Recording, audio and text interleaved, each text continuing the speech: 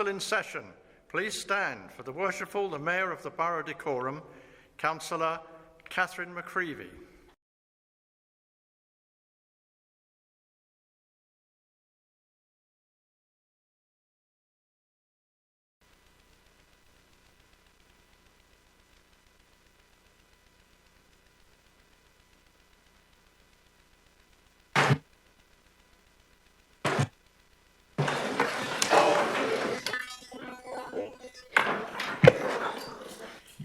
So, good evening everyone and welcome to this meeting of the Council. I would ask members to remain respectful and adhere to the rulings of the Mayor at all times. Can I ask that all persons as this interferes with the meeting audio? Finally, I would remind everyone that this meeting is being live streamed and recorded. Photography may also take place as long as it does not prejudice the proceedings at this meeting. So, to agenda item 1. Does Council agree the minutes of the previous meeting held on the 17th of December 2025? Thank you. Agenda item 2, declarations of interest. Members are reminded that if they have any interest in respect of any item on this evening's agenda, they should declare them now. Are there any declarations of interest? Apologies for the sound. Okay, agenda item 3, there is no public participation. Agenda item 4, under announcements, I'd like to give you a short update of some of the mayoral activities that have taken place since the last meeting. So we've had the Hemel Hempstead School celebration evening, where I have to say, completely inspired by some of the amazing youngsters that we have in our borough, look forward, having heard the achievements that they've made over the last year, and not only academic achievements, but achievements in music, achievements in sport. I think we're very lucky. Very sorry that sound. We're a very lucky borough, and I'm very hopeful about the future with the new generation coming up. We've had a Ukrainian Christmas fair. We've got a thriving Ukrainian community in Hemel Hempstead and Hertfordshire. We've had Salvation Army Christmas dinner, which is an annual occasion, 100th birthday for Joan Whitney. We had the Bromham Hill public launch, and first Axley Scout Group. Sorry, there's a lot of interference, we just want to see it. There's a lot of try for microphone. Yes, please. Is that better? That does sound we had first Axley Scout Group and learning science and practice. We had Holocaust Memorial Day. That's not it. Apologies, just sound.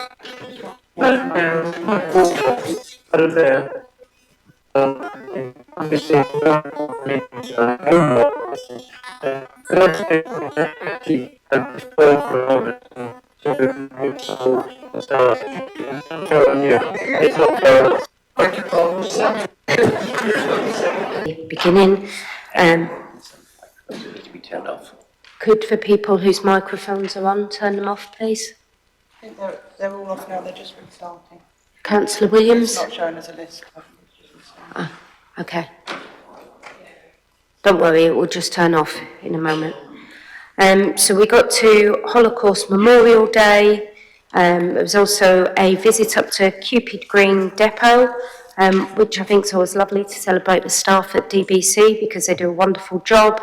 We had maternity and neonatal voices in Grove Hill, and we had the installation of a new Archbishop of Westminster because Decorum is in the parish of Westminster. And in addition to that, some of you may have noticed that the last few days the Mayor has been walking around the borough and has gone to many of your wards so far, but there's still many more to do, about halfway through the long walk at the moment. So, yeah, I think Berkhamsted today, Tring yesterday, Puttenham, Long Marston, done a good portion of Hemel. So, we'll now move on. If I could ask Darren, do you have any announcements as Chief Executive? Thank you. I'll now invite the group leaders to give any apologies for absence on behalf of their groups.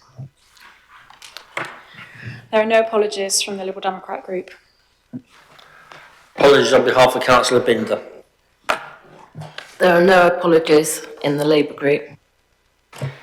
Thank you. If I could ask our Democratic Services Officer to confirm if we have any other apologies, please. We've received apologies from Councillor Kaposi.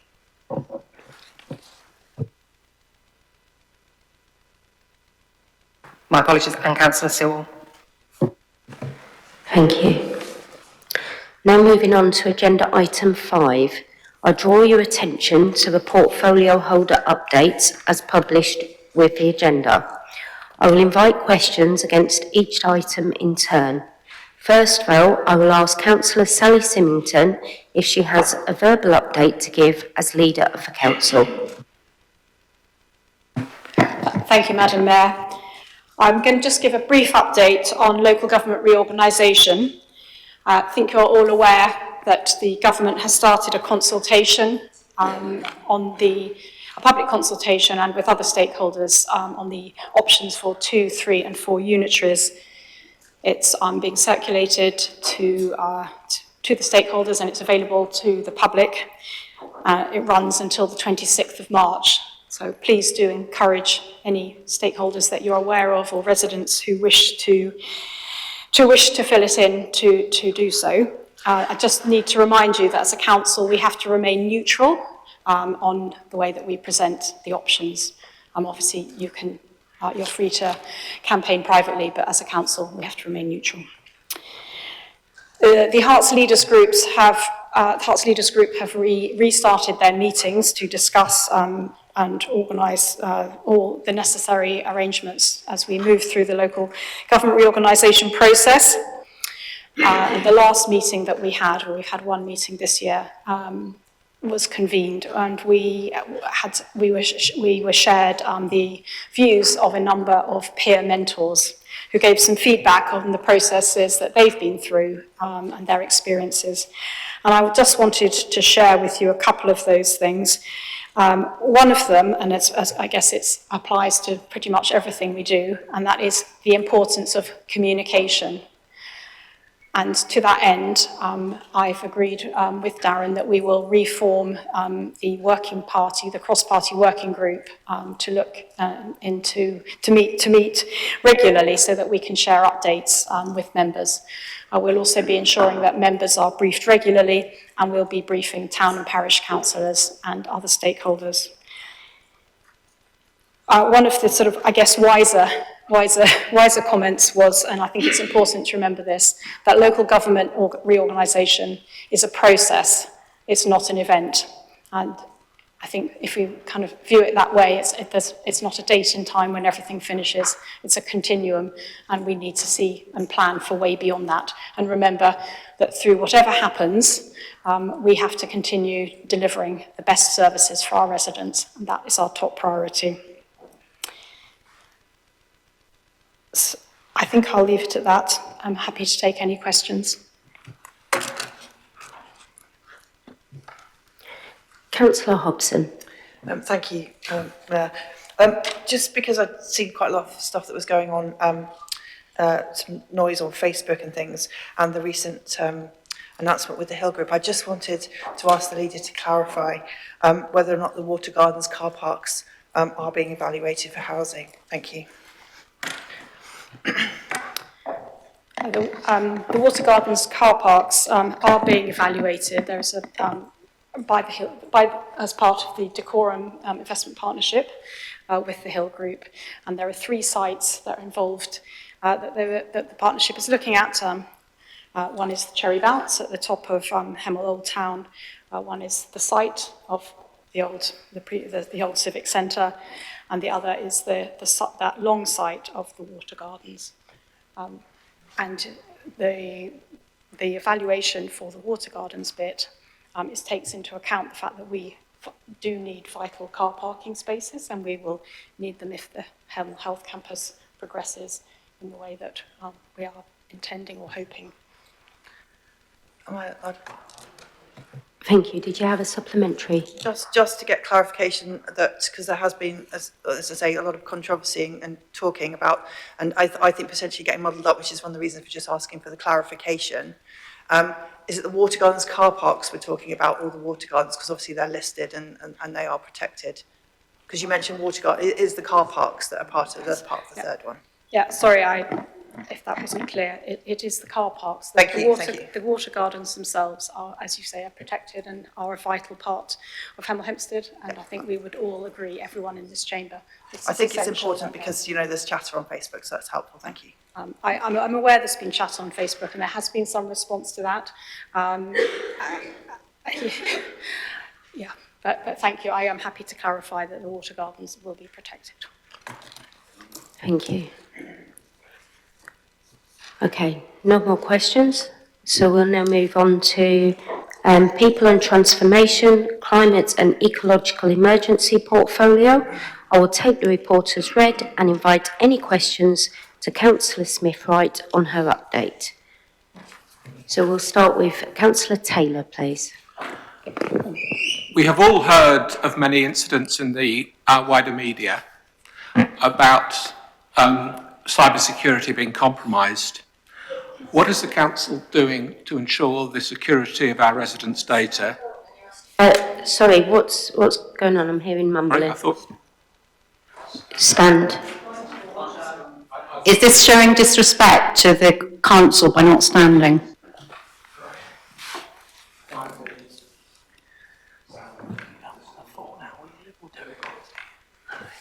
Right, apologise to all. We have seen considerable examples in the media of cybersecurity being compromised in large institutions.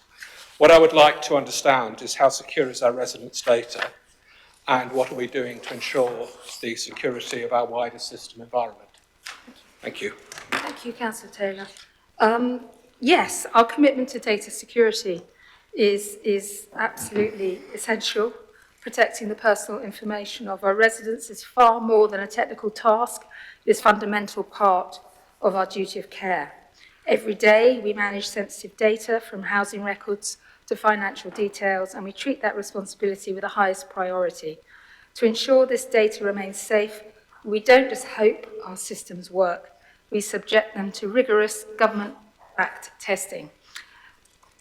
So, Cyber Essential Plus, what is it? While many organisations simply self-certify their security, we have achieved Cyber Essentials Plus. This is the highest level of the government-backed scheme. Think of it as an official health check.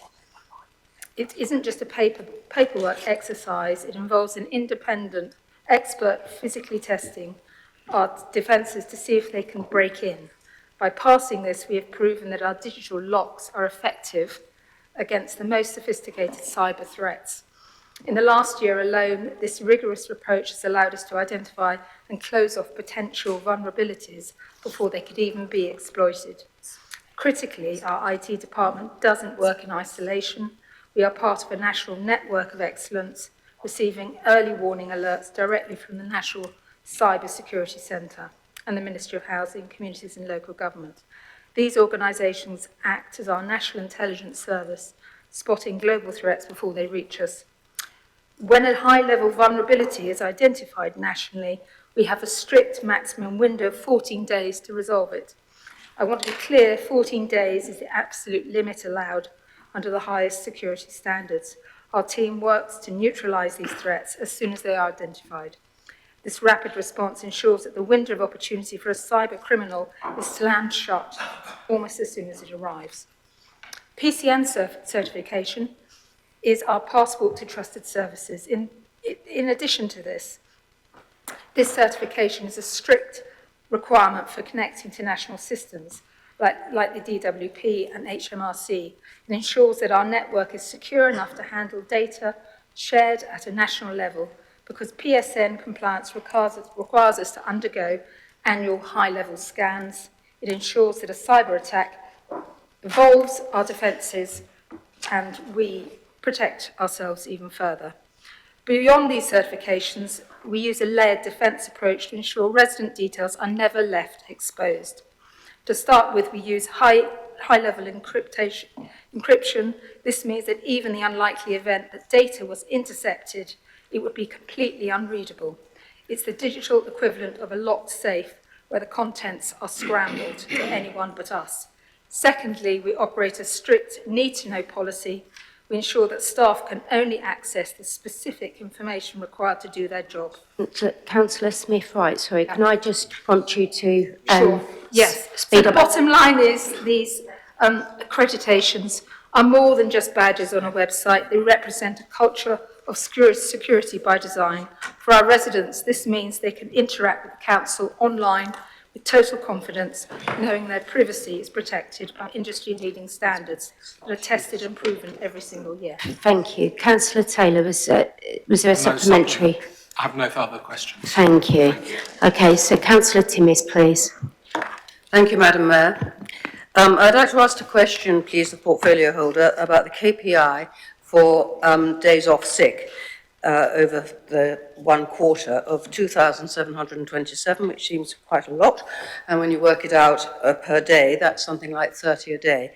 I'd just like to know how you would explain this and how that compares to other councils. Thank you, Councillor Timmis. I will respond in with a written response, if that's okay. Yes. Councillor Timmis, did you have a supplementary to that?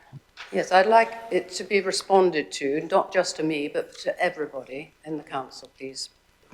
Thank you. Okay, Councillor Baradell, please.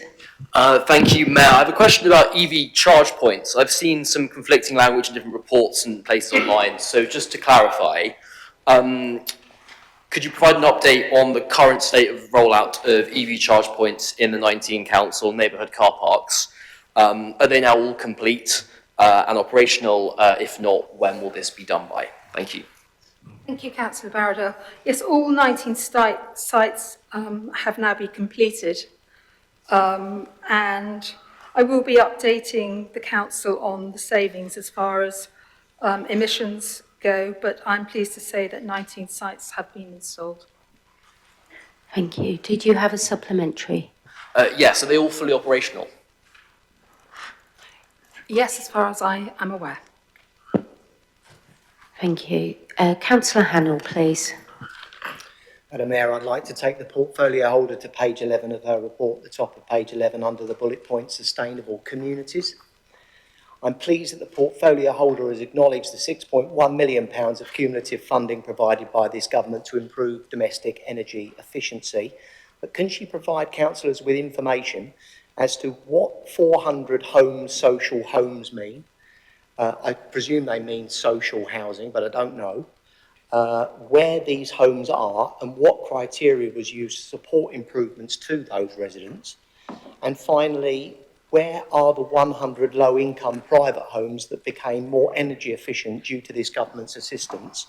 A full briefing to councillors would be appropriate to move this issue forward. Thank you. I am afraid I'm going to have to respond with a written response. Thank you. Thank you. Any supplementary, Councillor Hannell? No, thank you. No. Okay, so I'll move on to Councillor Mitchell, please. I was wondering if the portfolio holder could advise if there is an update on the recruitment of the new head of neighbourhoods. Thank you. Head of Neighbourhood. Sorry, is that for me or for Robin? Well, it's a recruitment matter, so I believe the post is empty. Right, I'll have to find out and get back to you. Okay, thank you.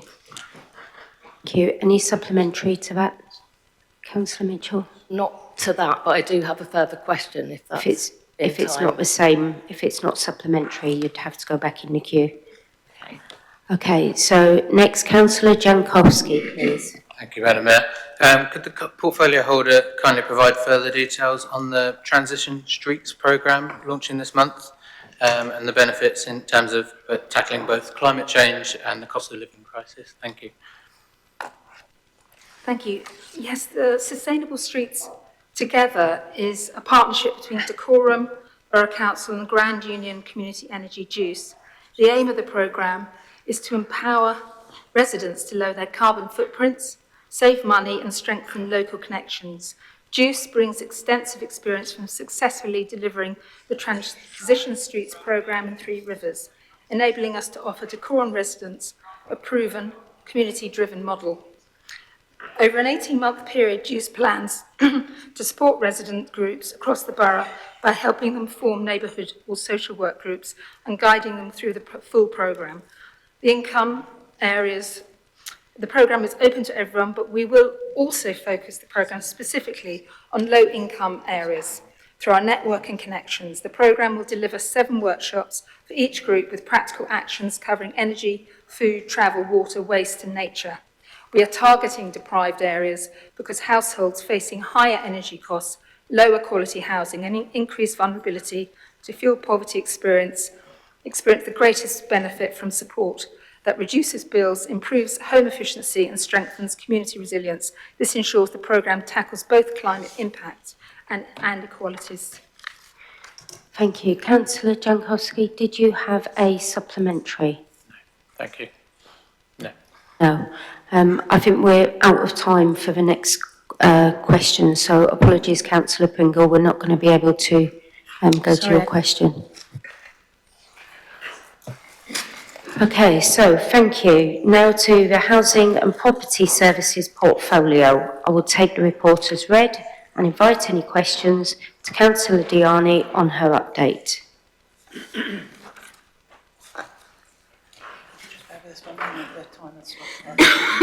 Apologies, the time has stopped. Okay, we're going to manually time.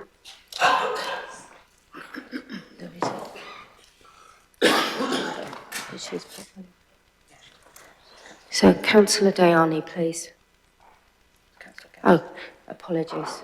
Your light's on already in anticipation. So, Councillor Guest, please. Thank you, Madam Mayor. Why have roofing works to council properties taken so long with scaffolding up for over 6 months, damage being caused to properties by the works, and neighbouring owner-occupiers being unable to complete works on their properties because of the scaffolding? Thank you for the question, Councillor Guest. I think you have to refer me to a specific address and I can get property team to get me an answer because I recently picked up on a casework for roofing and we actually delivered within a week before Christmas. So yeah, it's to my surprise, and do let me know which specific site we're talking about. Thank you. Thank you. Councillor Guest, did you have a supplementary? I do indeed.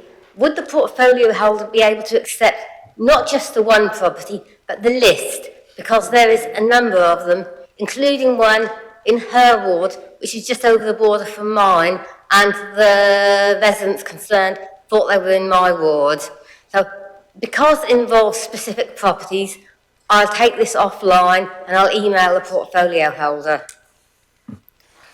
Thank you. Thank you. Absolutely happy to. Yes, please do email and we'll get the answers for you. And I'm sure there have to be reasons if it's taking time, but we'll get back to you once we know the addresses. Thank you. Thank you. Councillor Timmis, please. Thank you, Madam Mayor. I'd like to ask a question, please, the portfolio holder, about the 26 new refugees that have been supported into accommodation. And I'd like to ask you where these refugees, new refugees as they're written, have come from. Are they from the hotels that are in Decorum and in particular in Mark Yates in my ward, or are they from elsewhere? Thank you for the question. So when we talk about refugees, it's basically a rolling program from government, and we have to take, I think it's about 269 at any given time in terms of a number. If there's a specific number we're talking about, I have to look into and find out if they are the ones from hotels. So hotels ones would only be moved out once they get a status from Home Office. They do move into several different varieties of homes. We also source private homes for them. So it's not sure where the concern is. Is this a concern for them moving into social housing, or? I'm sorry, I'm leaving with the question because I didn't get what's the exact concern there. Thank you. Thank you. Is there a supplementary? Well, it's not supplementary, it's just to reinforce perhaps the question that I asked, which is about where these refugees have come from. Have they come from outside, or are they refugees that are being rehomed out of the hotels? This is what I'm asking, is whether, because I'm assuming that at some point the government are wanting to close down the hotels, and I'm obviously of interest to know what's going to happen to those refugees. I'm happy to get the information and send it over to you, but it's most likely Home Office has sent those to Decorum. But as I said, I would be happy to get more details and send it over. And if you would like, I can share it with everybody. Thank you. Thank you. Thank you. Okay, so there's no more questions. So next to Corporate and Commercial Services portfolio, I will take the report as read and invite any questions to Councillor Allen on his update. Councillor Dhyani, your microphone is still on. Sorry, Madam Mayor, I can add a few bits of detail to my report if it would be helpful for colleagues. I think we'll see. I'm assuming they've read the report. If they've got questions, they can ask. So no questions, so I don't think you need to provide any further information. Thank you. Okay, so thank you. Next to the Neighbourhood Operations portfolio, I will take the report as read and invite any questions to Councillor Bromham on his update. So we'll start with Councillor Mitchell, please. Councillor Bromham, the portfolio holder, aware of the significant fly tipping issue at the Bring sites at Rossgate shops? The fly tipping and littering in general at the Bring sites is a problem that we identified some time ago. The Bring sites are really obsolete. They became obsolete when domestic recycling was introduced in the 1990s. And so the consultation into the Bring sites is now completed. I can't see any real justification for keeping those at all. And so we will be, so the decision hasn't been made yet, but I don't see any significant reasons to keep the blue lid recycling bins. The textile and waste electrical items are subject to a separate contract, and they may provide some value. So those may remain, and we will evaluate whether those attract the same sort of littering and fly tipping as the blue lid bins do. Thank you. Do you have a supplementary? Yes, I do. Because I believe Rossgate shop, I was previously told, is ranked second for the worst fly tipping in Decorum, would it be possible for a deployable camera to be placed there in the interim period while we wait for the Bring sites report and implementation of changes? So we've implemented, I think, deployable small low-cost cameras at a couple of sites on the A41, and there is an intention to extend those. They're fairly low-cost cameras. I think in the particular sort of neighbourhood centre location you're talking about, I think that would be a different kind of camera, which would be more in the housing department. Okay. Maybe we could Thank email you. each other about it. Thank you. Thank you. Councillor Barradell, please. Thank you. Also, the removal of ring sites. Sorry, Councillor Mitchell, could you turn your... Sorry. Thank you. Also, on the removal of bring sites, one conversation that I've had with residents is that they use them a couple of times a year at peak demand when they have excess recycling, like around Christmas. I wondered if that was reflected in the data that portfolio holders looked at as part of the consultation, and if so, if sites are removed, whether any thought has been put to providing temporary bring sites around times of peak demand like Christmas. So there hasn't been a consideration of any temporary bin sites, but we do have a facility for people to put waste out next to their recycling bin if they've got, if their bin is full up, and if they've got a large household, and that happens a lot, they can request a larger bin. We should probably improve our communications to make sure that everybody understands that they can do that. If they've got at a party and they've got several bags of bottles, they can put those out next to their blue lid bin. And yeah, it would be good if that was more widely known. Yeah. Thank you. Did you have a supplementary? Yes, sort of, yeah. If we could look at communicating that better to the residents, that would be greatly appreciated, because I've had several conversations around the removal of bring sites where what are we going to do at Christmas with all our bottles has been raised. So maybe a seasonal campaign could be considered in the run-up to Christmas this year. Noted, thank you. Thank you. Councillor Timmis, please. Thank you, Madam Mayor. First of all, I'd like to congratulate you on all the tree planting that has been going on. And my question is, where are you sourcing the trees and the whips and so on? I'm hoping that you're sourcing them within decorum. And if you aren't, then I'm hoping that you might consider sourcing them from Majestic Trees, which is in my ward and is an extremely good tree nursery. I'm very much in favour of local sourcing. I'm aware of Eastbourne Council actually has their own nursery. It's not something that Decorum does. I know that the trees, that the suppliers have to be certified to make sure that they're disease-free and so on. And I'm afraid I'm not sure exactly where they are. That's a procurement matter. So I'm not sure if you want a written answer to that. I don't think it's important exactly where they come from. It's the quality that matters, and it's an operational matter where the officers decide to source them. But with that in mind, that local sourcing is important, and I do favour that. Thank you. Did you have a supplementary? I'd just like to follow that up and say, I think you should look at whether, I would have thought procurement should look first and foremost at whether they can procure this sort of thing within decorum and locally. Because we do have, as I've already mentioned, a very successful and possible source. Thank you. So I hope you will look at that and let me know where the trees come from.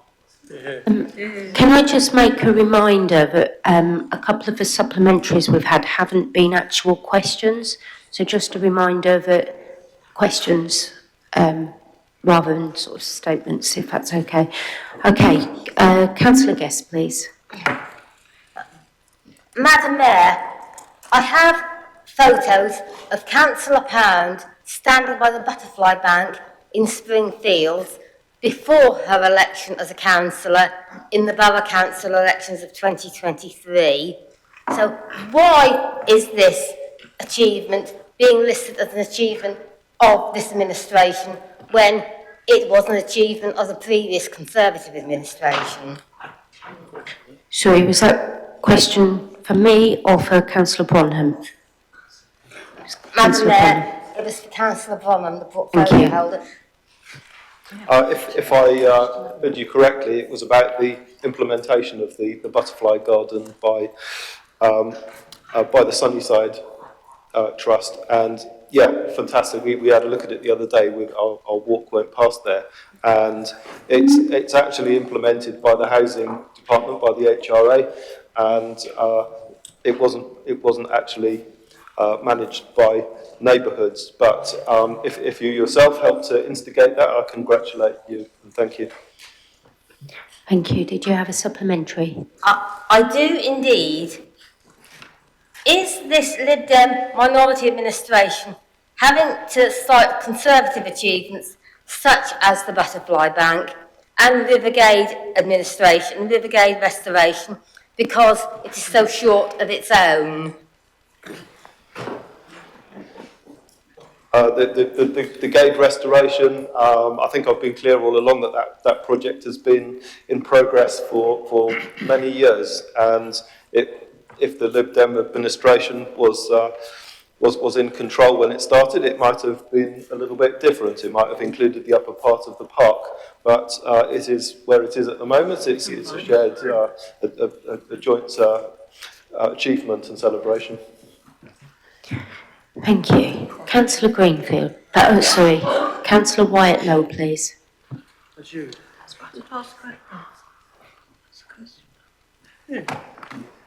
Sorry, Madam Mayor, I didn't press the.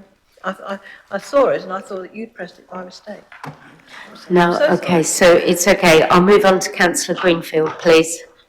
Thank you, Mayor. Can I ask the portfolio holder for more specific times on the work to Coronation Field and the car park behind the surgery? With the current bad weather, residents are seriously concerned about the size of the potholes and the flooding. Yes, that's another site that we visited on the Mayor's Walk, and it is quite appalling at the moment. The officers are very aware of that urgency, and they have defined the supplier to work on that, and so they're designing the solution at the moment, and they hope to have spades in the ground during the spring, and so everything is in motion for that. The ball is rolling. We'll be looking carefully at what's done, and we'll be looking at the plans as soon as they're done. I know there are some difficult aspects like the narrow entrance and drains and things, but we will be doing everything we can to expedite that. Thank you. Councillor Greenfield, did you have a supplementary? I do, please. Spring is a rather long period of time. Could we have more specific timings that we can give to our residents, if possible? Not at the moment. We'll announce it to the councillors as soon as things are moving along. Okay, apologies. We're not going to have time to get to the next two questions, so apologies to Councillor Mitchell and Councillor Doris. Okay, finally to the place portfolio. I will take the report as read and invite any questions to Councillor England on his update. So we'll start with Councillor Jankowski, please. Thank you, Madam Mayor. Could the portfolio holder provide an update and further detail on the Hemel Hempstead e-bike scheme?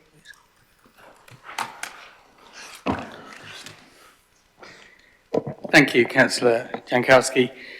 Yes, the e-bike scheme is a very good step for the main town in this borough. I think it gives us the prospect and the very apparent prospect of being the big town that Hemel Hempstead aspires to be, and which it will be within a few years' time. It will be the biggest town in Hertfordshire. I think it's really important that we own that. I think it's part of our future. It's inevitable, but it also has a strong positive aspect. So the e-bike scheme is out to procurement at the moment. We don't know who's going to produce it, and that limits my ability to talk about details of how the scheme will manifest. But I am clear that it will be a scheme which, on the main spine, is a docked scheme. There has been rather a lot of misinformation out there about the prospect of bikes being left lying in the way, which is ironic, really, because how many times have you had to go out into the road to get around a parked car that's parked on the pavement? Seems to be the same thing. The scheme will initially run between the railway station and Maylands. It will provide a quick and healthy route into town. We gather from our surveying before going ahead with this procurement that it will be of great use to some students who arrive on the train and need to get to the college. I think I will probably leave it there, but there is a... I was just going to say, can we speed up, because we've got quite a list of people wanting to speak. Councillor Jakowski, did you have a follow-up? I don't know, thank you. Okay, Councillor Gale, please. Thank you, Mayor. I understand that the council undertook extensive engagement with residents about the health campus last year. Can I ask the portfolio holder how that engagement has been responded to? Thank you, Councillor Gale. I want to pick up on some of the comments made by the leader earlier on. It is certainly the case that feasibility work has been announced, looking at the water gardens. The detail that wasn't sufficiently perhaps brought out, which I'd like to emphasise, is that the reason that feasibility is being done is because we are a listening council. We are a council that did significant, with the NHS, did significant engagement last year, which I'm afraid some people seem to think didn't happen, but it really did. And the evidence that it really did is that we're doing feasibility work costing £38,500 in the water gardens in order to make sure that we have a plan, and the NHS has a plan, to make sure that there is enough car parking for the people using the health campus when it's built. We're coming to the OBC, outline business case, and that is the time when it will be necessary for us, for the project team, to answer that question about car parking. The other two schemes which were mentioned at the same time... Councillor England, can I just ask for... Well, it's not a big statement. Madam, with all due respect, I am answering the question. Okay. More succinct, please. Thank you. Yes. Just to clear up that the other two sites mentioned are development sites, whereas this is feasibility work to look at car parking. Thank you. Councillor Gale, did you have a supplementary? No, Mayor. Thank you. Thank you. Councillor Mitchell, please.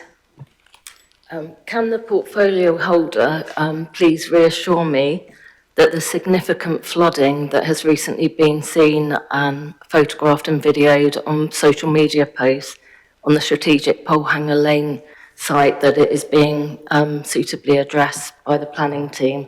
Thank you. Thank you, Councillor Mitchell. Yes, I can absolutely give you that assurance.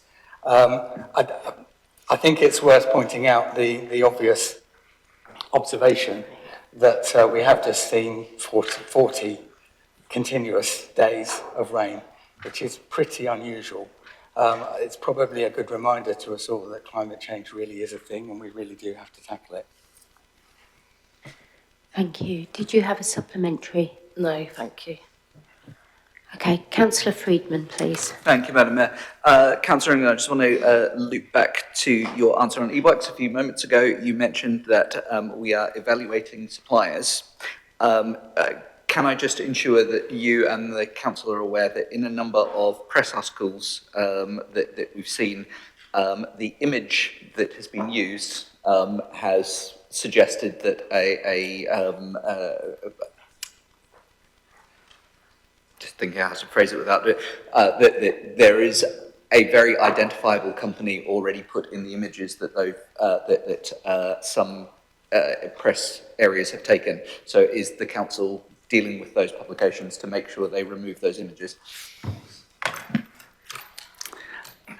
Thank you, Councillor Freedman. In my previous life, I was involved in comms, so I'm absolutely not going to blame the comms team. But I will talk to them and see whether there is an identifiable brand. Perhaps Councillor Freedman is an expert on e-bike brands and therefore is able to judge which brand it is, because I wasn't. All I could see was a white bike, which appeared to be an e-bike, which is correct. All of these bikes are e-bikes, which is an important point because on an e-bike, a hill doesn't exist. So for anyone who thinks that hills are going to stop us from having an e-bike scheme that works, I don't think it is, because these are e-bikes. They go up hills, but almost without any pedalling. Thank you. Councillor Freedman, did you have a supplementary? Not a supplementary. Thank you. Okay, so no more questions. So we'll move on to agenda item 6, which is business from the last council meeting. So all updates are provided in the action point list as published under agenda item 6. Are these agreed as noted?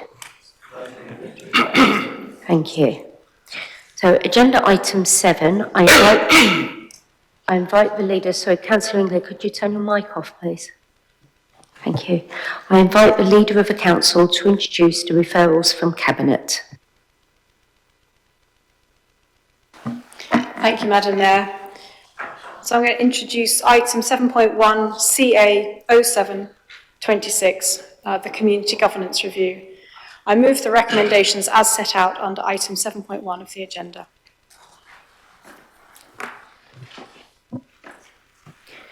Do you have a seconder? I would like to second that and reserve my right to speak.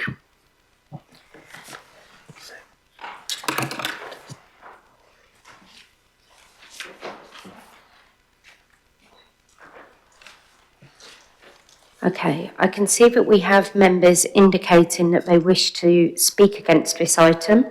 I will therefore open the floor to debate and will invite you in turn. I would remind members that you may only speak once on this item for up to a maximum of 5 minutes in accordance with the rules of debate. Before I invite... Okay, I will start with Councillor Williams. Thank you, Madam Mayor. I'm not speaking against the recommendations. I just wanted to put on record the reservations that I've already expressed through the working group, that this, given the current situation with LGR, local government review, and the unknown status of local government in Hertfordshire going forward with various options currently still on the table, that this is not the right time to be consulting our residents on another form of restructuring at more local level. I think this process should be undertaken once we know what the outcome of LGR is and what the shape of local government is going to be in Hertfordshire. There is a significant difference between a 2-unitary and a 4-unitary option in terms of the number of councillors that will be representing residents of young parish areas going forward, and it would be, I think, very important that those figures were known before we embark on this process. So whilst we will not be voting against the recommendation, we do want our concerns to be noted. Thank you, Madam Mayor. Thank you. Councillor Hannell. Chair, I'm very pleased that the Conservative benches are not voting against this. I'm the chair of the Electoral Review Committee, and as a proud Hemel boy with Hemel parents and Hemel grandparents, I was tremendously honoured to be able to be the chair of the committee at this very crucial time. But there was also another very crucial time back in 1972 when we were 2 years away from the old Hemel Hempstead Municipal Borough Council being dissolved, and I'm very pleased to say that the last leader of that council, Gordon Gaddis, is in the gallery today. He's approaching his 90th birthday. He's a good comrade of mine and a solid friend to the members on the Labour group, and gives us tremendously good counsel from his years of experience. What I will say is that we will embark on a journey that hopefully will be able to resurrect a town council for Hemel Hempstead, and I would like to thank very much the committee members on the review committee, and especially the officers who have assisted to getting us to this stage and will be assisting us further as we move on to the first consultation. Thank you, Madam Mayor. Thank you. So All members who wanted to speak appear to have spoken. Does the seconder wish to exercise her right to speak? I would if I'm allowed. Thank you, Madam Mayor. I'd like to state on record that I fundamentally disagree with the comments made by Councillor Williams. I think it's essential that residents should have a say on whether they are parished or not. There has not been a community governance review in Hemel Hempstead for, I believe it's 27 years. And given the workload that a new authority will be under, it is extremely unlikely that a new authority will visit community governance review in its first term, which means that the people of Hemel Hempstead will not have had a chance to have a say on whether they should have a parish to represent their interests for well over 30 years. And I do not feel it is responsible of this council to not give them their say. More than that, there's certain pragmatic angles. St Albans next week publishes the results of its own community governance review. And if they agree to have a parish, then the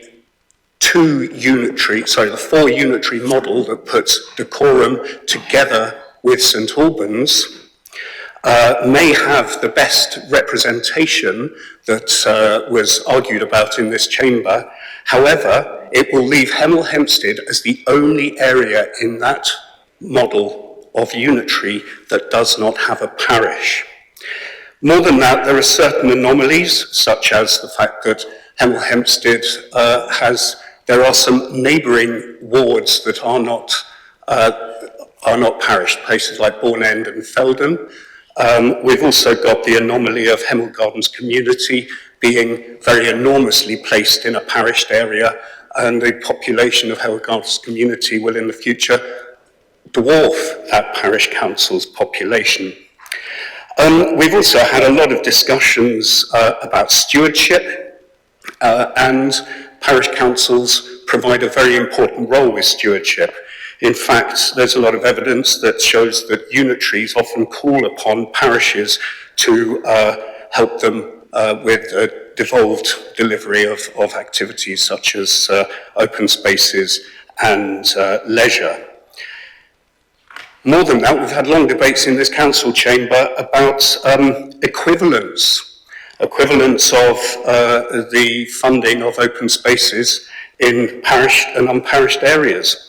And excuse the pun, but I do believe that we need all communities in the borough to be on a level playing field.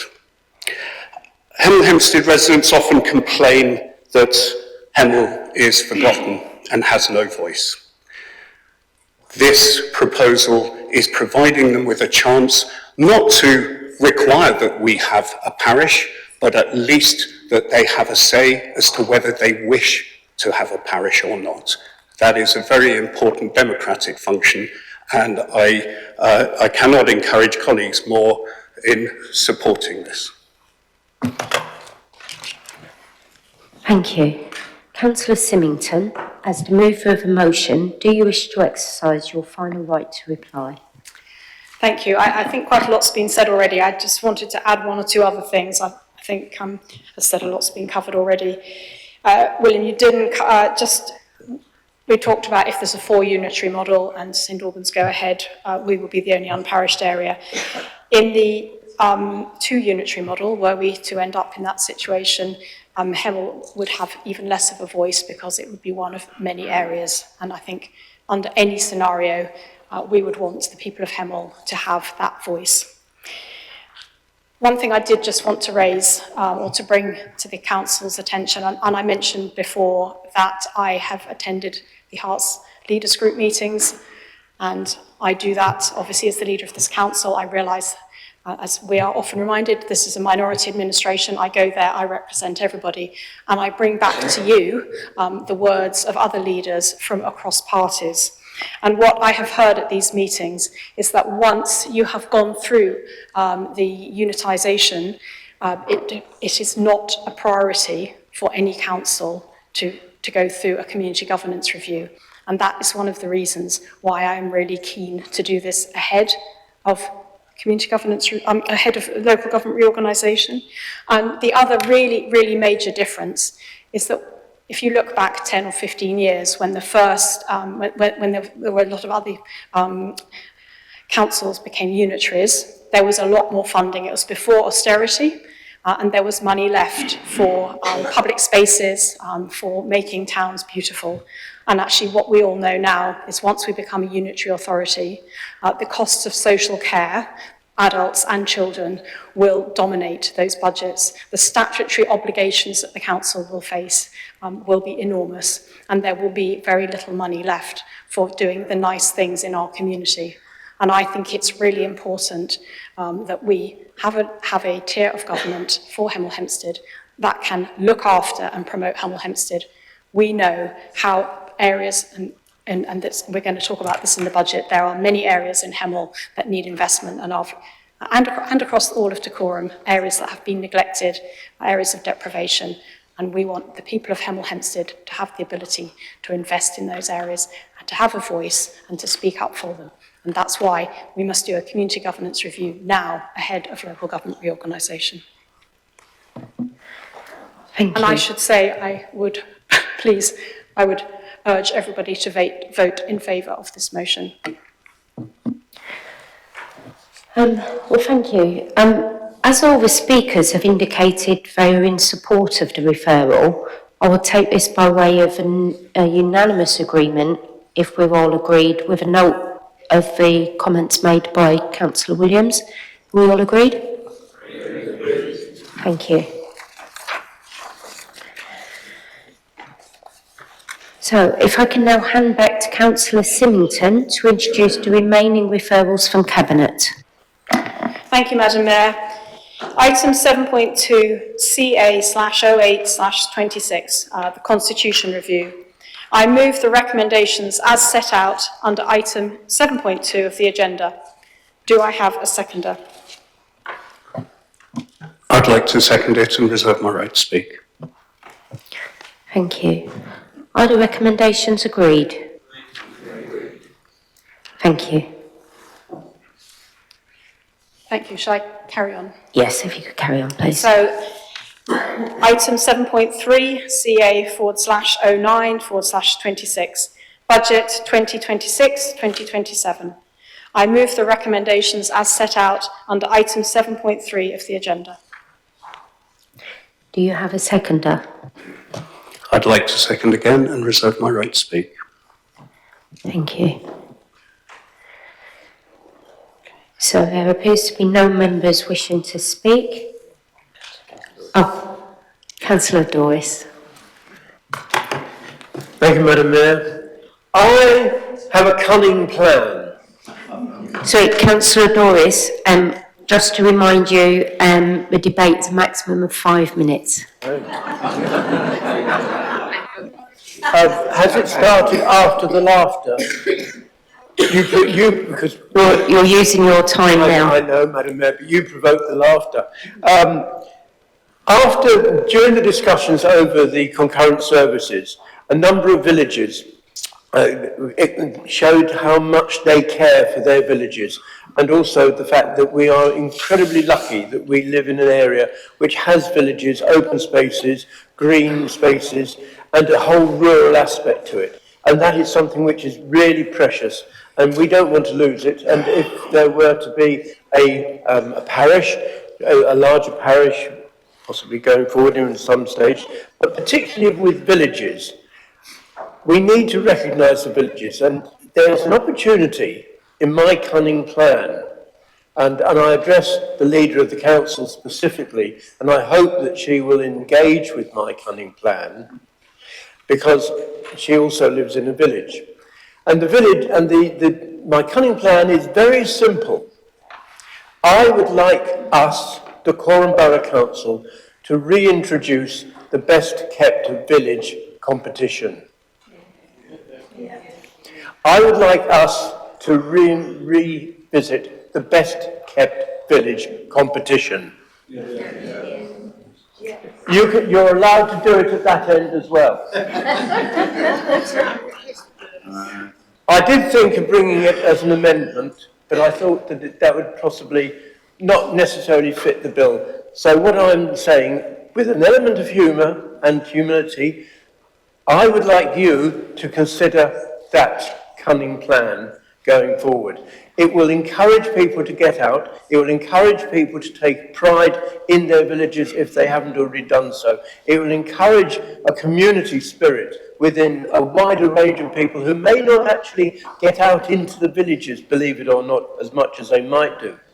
And it will also make our villages very special. They are special at the moment, but we want to make them very special. They are unique. Decorum is unique. And whatever comes in place or after decorum, the villages are still going to be there. So, and that was what, was that a whistle? Does it mean to stop? So that was Councillor Williams that whistled at you. Oh, I would defer to Councillor Andrew Williams. But that's my cunning plan, and I hope very sincerely that you will all join with it, and I look forward to seeing it coming up in the future. And I'm happy to work with portfolio holder and officers in terms of finance and so on. I reckon a £10,000 item is not going to break the bank, probably. We might have got enough money to do it. So that's my cunning plan. Over to Councillor Williams. Thank you. Councillor Williams, please. And sorry, Councillor Doris, it was the other Councillor Williams that I believe the whistle came from. Oh, that's all right. Thank you, Madam Mayor. I was going to say, Terry and I are friends, but I'm not friendly enough to be whistling during council meetings. If my wife wants to, well, that's down to her.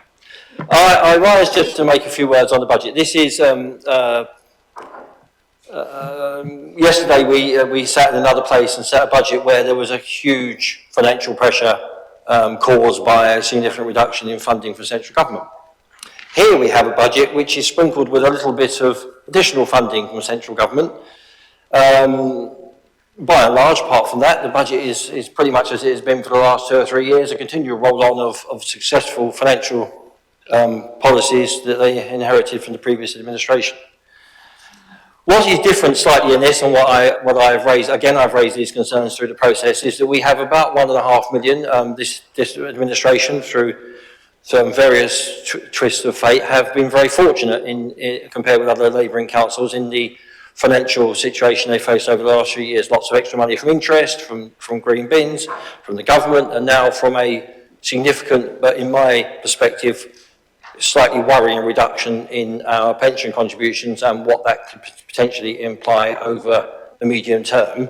And this is very reliant on the fund doing very well in terms of its growth over the next 3 years to remain in the 100% plus area. And again, that's an issue that I have raised with our Chief Financial Officer, who gives me a degree of reassurance that will be fine. What I rise to raise the concern with on this budget is that for the first time in my memory, we have all of that additional 1.5 million asked to be agreed on tonight to spend with no papers to tell us what it's being spent on. Some very rounded 338,000 for neighbourhoods, 500,000 for schemes yet to be decided. That to me is not the way in which we should be setting the budget. We should have some idea before we stick our hands up and say we'll spend this £1.5 million next year. We should know some of the ideas it's going to be spent on. And we don't have that in detail. We have, to say, some headlines. I appreciate some of that money came through a little bit later than we might have been expected. But I just wanted to put that on record that to me that is an unusual way to do it, and it doesn't seem entirely appropriate. I mean, we are akin here, I think, to the administration to children in a sweet shop. We've got a pocket full of money and we're running around just trying to work out how to spend it. Thanks very much, Mr. Mayor. Thank you. Councillor England, please. Thank you. Thank you, Mr. Mayor. Madam Mayor. So, like Councillor Williams, at Hertfordshire, I sit on the Pensions Committee. So I've learned a lot about pensions, not as much as Councillor Williams knows, because he used to be the chair, but a fair bit. And this actually came up at HCC budget setting yesterday. It is the fact, just to reassure anybody who's expecting a pension from that pension, fund that it is at the moment, I think 112% funded, which is a level at which this kind of revaluation happens every 3 years, normally, and has happened this time. And because it is overfunded, we find ourselves in the situation that we're in. So it's fairly responsible and part of the normal way of doing things. In relation to the to the money that there is to spend this year, I've been, I think this is my 9th or 10th budget, I've lost track. But it is the first time that I can remember there being any ability to go outside of trying to balance it and just trying to cut things and just try and find efficiencies. So I'm really pleased that as part of that, a lot of this money is going to go towards the less privileged parts of our borough, which are actually not very far away from this building in some cases, and in other cases at the other end of the borough. And I'm also really pleased that it gives us the opportunity to look at the master planning. As place portfolio holder, it gives us the chance to look at the master planning of our town centre. Because as I mentioned earlier, in the context of LGR, it is going to be really important that Hemel Town Centre punches at the weight it can punch. It's got a fantastic cultural aspect to it, and we need to find a way to get people from the Marlows to the Water Gardens much more easily, and I really hope that that will be something that we can start to explore. It's a high-level process. There isn't very much money. Believe it or not, 150,000 isn't very much money to spend on master planning, but it is something. I know that ward members have been consulted about it already, and they seem to be quite excited about it, and so am I. Thank you. Councillor Freedman, please. Thank you, Madam Mayor. I'm rising in my position as the current chair of the Finance and Resources Committee, of which Councillor Williams is an active member. I don't fully agree with his comments with regards to, shall I say, the lack of direction and oversight in regards to the pleasantly received news of some extra funding coming to us. We have had extensive conversations within the last Scrutiny committee, which the Section 151 officer and his team were keen to explain to councillors and to answer questions on. There is some truth to what Councillor Williams is saying in the fact that while we have some clear objectives of how the council is proposing to use this money, there are there were some questions about Dacorum Borough Council's capacity to deliver the projects discussed on a short timescale, which is why he may feel there is not enough detail on those projects. But it is worth saying that while we are approving a budget, we are approving the objectives of the use of that money rather than the individual sides. The council has a system of delegated controls and oversight. In this particular matter, the F&R committee is the key point for that. So I will take issue with the implication that the budget is looking to kind of whittle this money away without any decision. And I welcome all councillors to attend that committee where these matters are discussed. And I hope I'm speaking on behalf of officers, but I would like to say that I have confidence that we have a process that these decisions are being taken in a responsible and controlled way. Thank you. So before I invite the mover of the motion to exercise their right of reply, all members who have indicated they wish to speak have. And does the seconder wish to exercise their right to speak? I would. Thank you, Madam Mayor. Actually, I was hoping to be able to give a bit of an update on the direction of travel and provide a bit more detail in my portfolio slot, but it wasn't seen necessary. Sorry, can I just clarify, this isn't an update on your portfolio now, this is specifically... No, I'm talking to the budget. Thank you. Right. So the fair funding review was, of course, only announced just before Christmas and took a good deal of time to unpick and be sure of where it left us.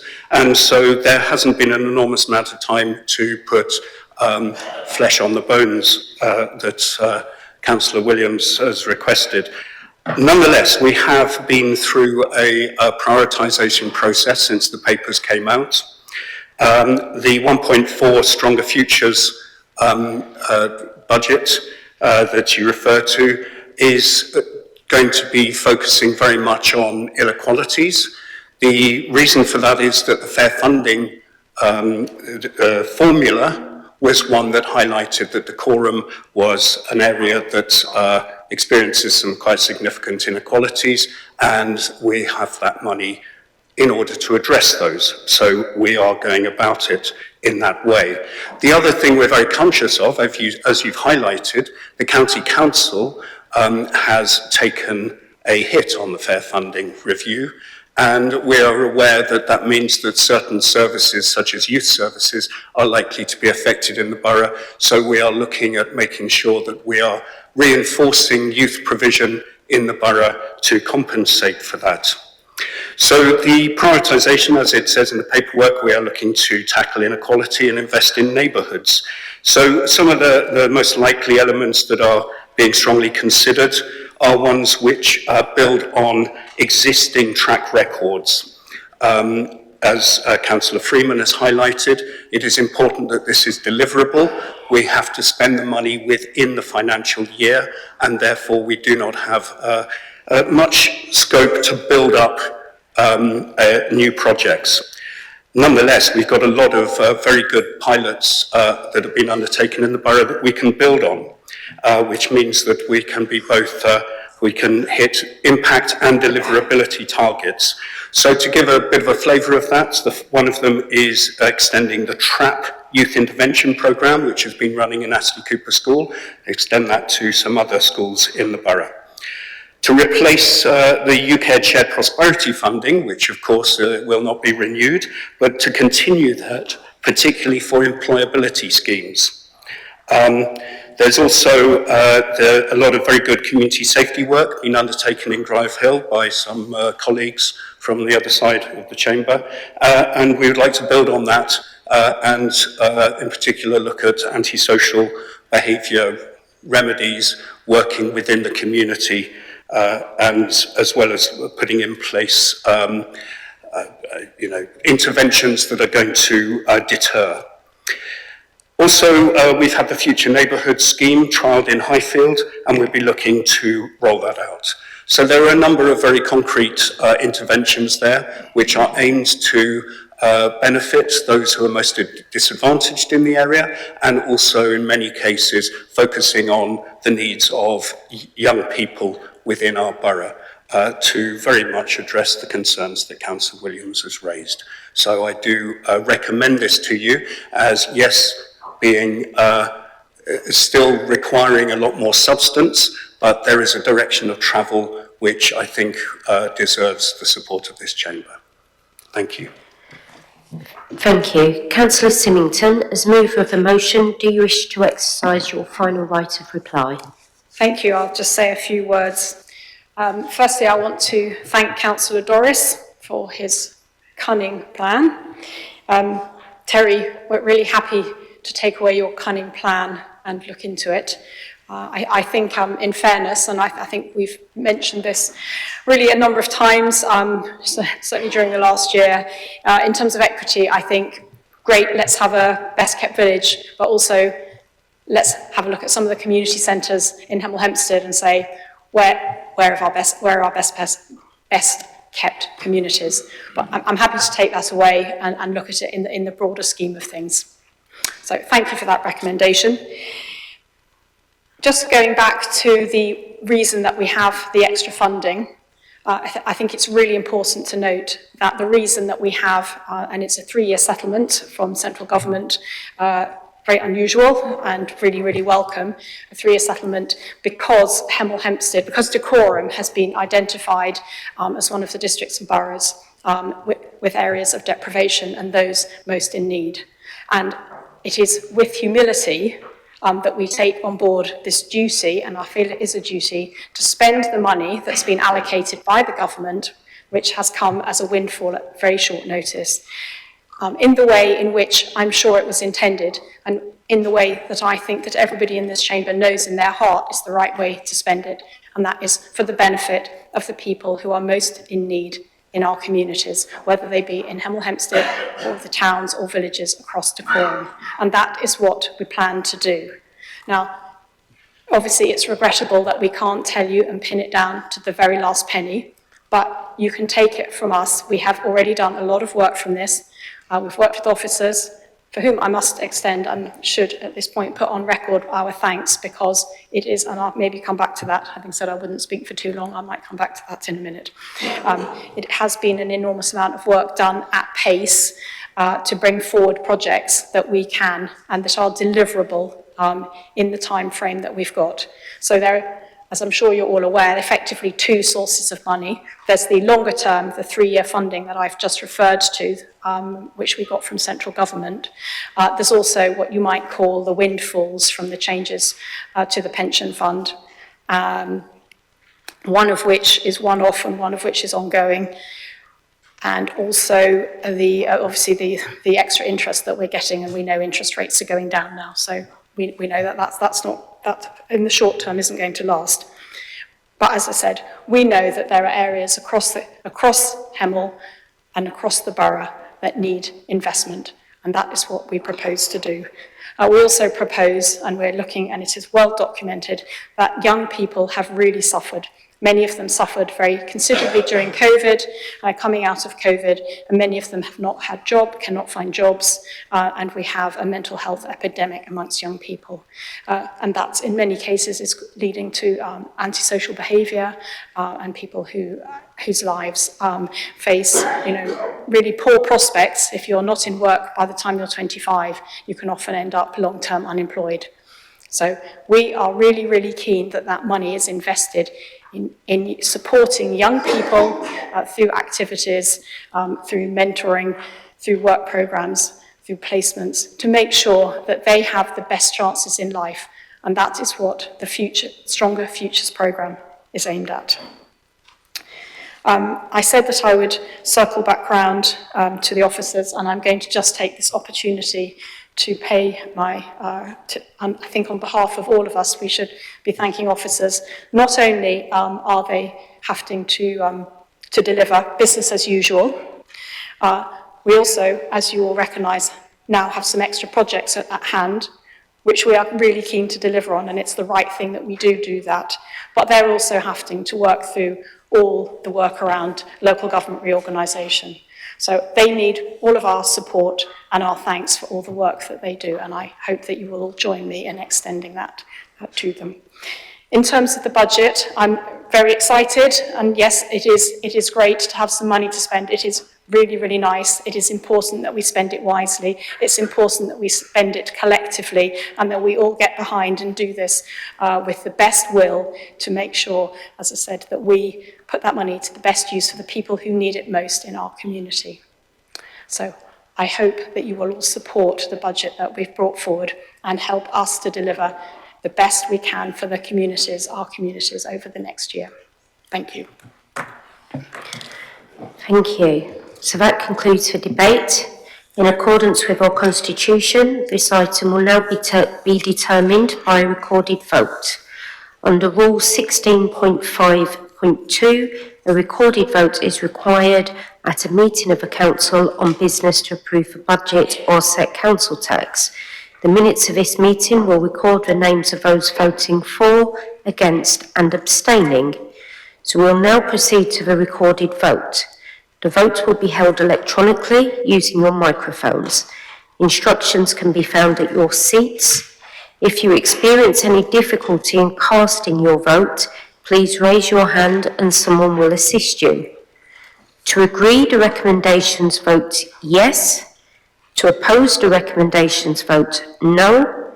If you wish, you may select abstain. I will now hand over to Democratic Services to conduct the vote.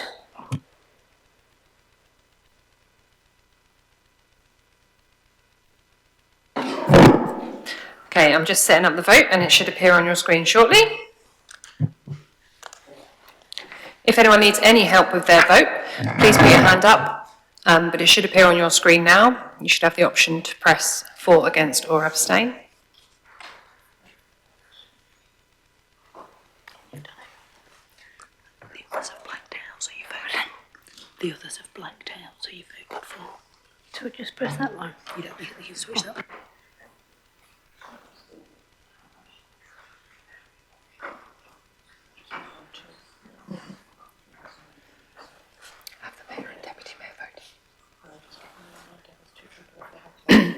We are showing 2 that haven't yet voted. You should have 1 selected and 2 greyed out. If you don't have that, then you have not voted. Okay. Got it? Lovely.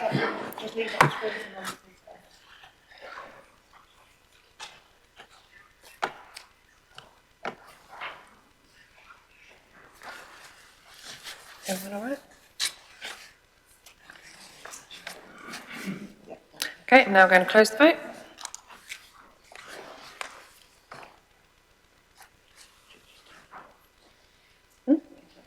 I have, yeah. Has it gone off, yeah? Yeah, do.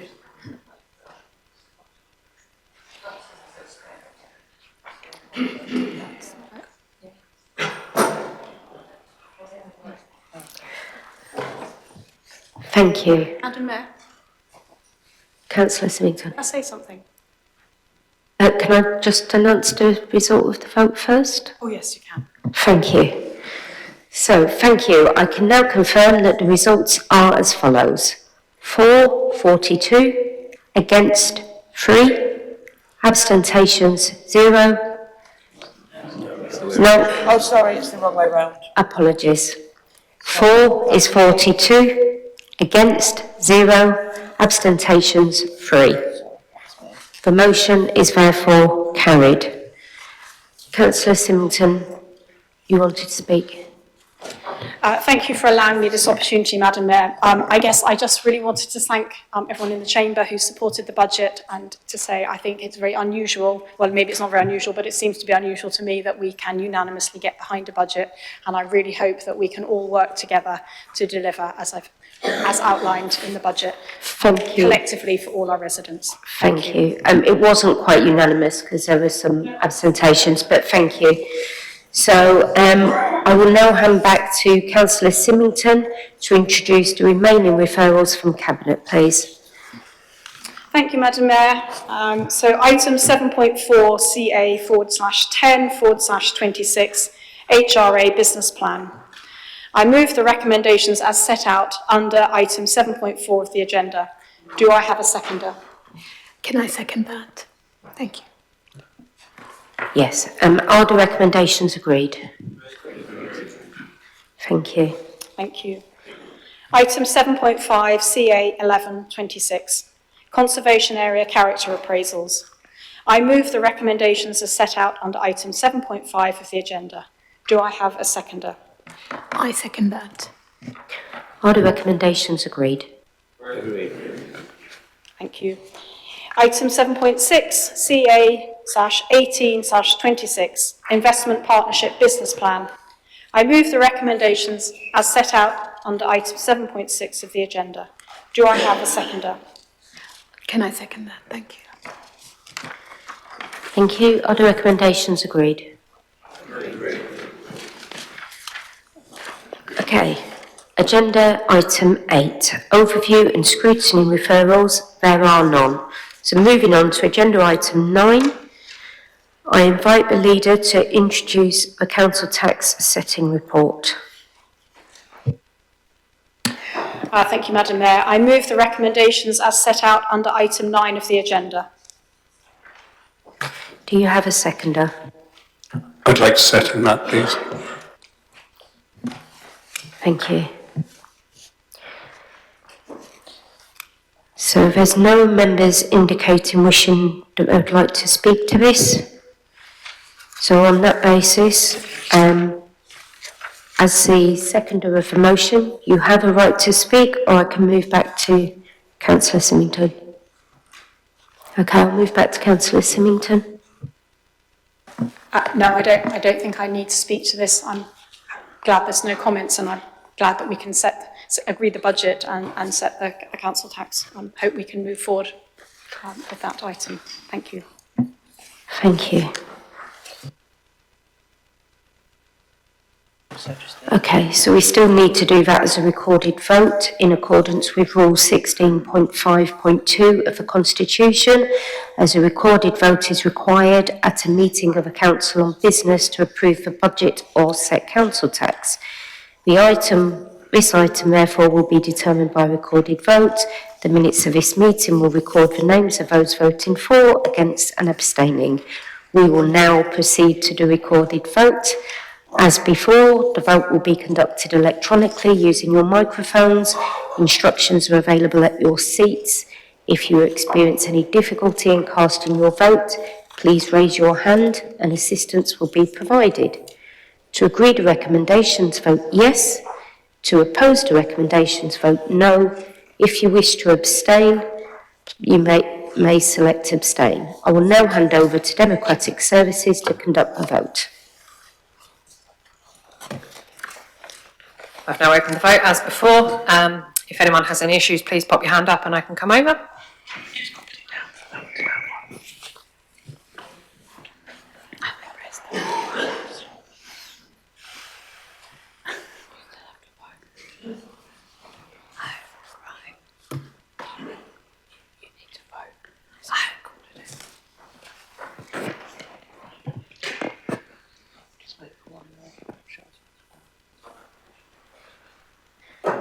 There we go. So that's everyone voted, so I'm going to close the vote.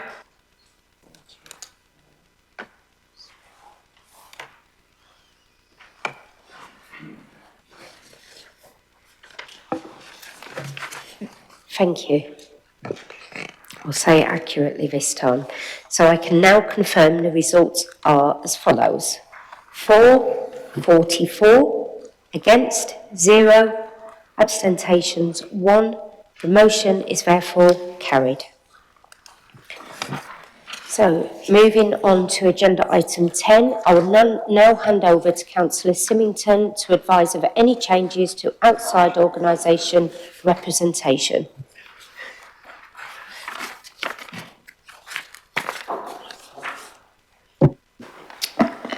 Thank you, Madam Mayor. I rise because and I asked for this to be on the agenda because I was contacted by the Tring Community Centre to ask for another rep from Dacorum Borough Council. I'm afraid that we do not currently have a volunteer to do that. So I think if we could just note that Councillor Weston is no longer their rep and that we will bring forward a new rep at the next meeting. Thank you. Is that agreed? Thank you. So that brings us to agenda item 11, changes to committee membership. Are there any changes? Councillor Symington. Yes, thank you, Madam Mayor. I will be replacing Councillor Allen on the Development Management Committee. Thank you. Councillor Williams? Councillor Mitchell? No changes. Thank you. And finally, to agenda item 12, changes to committee dates, there are none. And that concludes the business of this evening's meeting. Thank you, everybody.